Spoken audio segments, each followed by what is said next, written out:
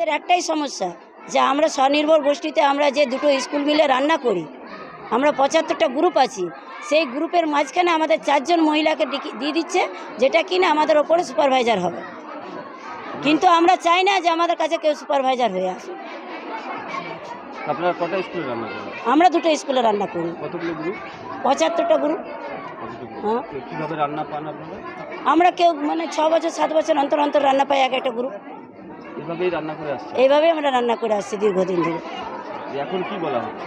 এখন বলা হচ্ছে যে এই গ্রুপের ভেতরে দুটো স্কুলে 4 জন মহিলাকে সুপারভাইজার রূপে দেওয়া হবে। সেই চারজন তারা সেলফ হেল্প গ্রুপে?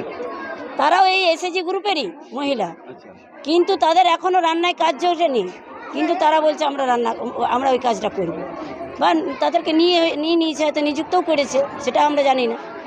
সেই জন্যই আমাদের আন্দোলন। আপনারা চাইছেন? আমরা চাইছি না যে ওরা আসুক। কারা নিল? তাদের এবার কারা নিয়েছে সেটা তো আমরা জানি না। যদি জানতাম তো আমরা তার কাছে যেতাম, তাহলে আমরা স্কুলে আসবো কেন? স্কুল কি বলছে? স্কুলের টিচার যারা, তারা প্রধান শিক্ষক মহাশয়রা বলছেন যে আমরা এটার ব্যাপারে কিছু জানি না। এসআই সাহেবও বলছেন আমরা জানি না। তাহলে মিড ডে মিল তো বন্ধ। এবার মিড ডে মিল আমরাই বন্ধ করে রেখেছি। কদিন বন্ধ আছে? আজকেই বন্ধ করে রেখেছি। দুটো স্কুলে? যতদিন না আমরা নিজেদের সমাধান পাচ্ছি ততদিন আমরা বন্ধ রাখবো। দুটো স্কুলে বন্ধ? দুটো স্কুলে বন্ধ। কি নাম আপনার? আমার নাম সমাদেব ঘড়িয়া।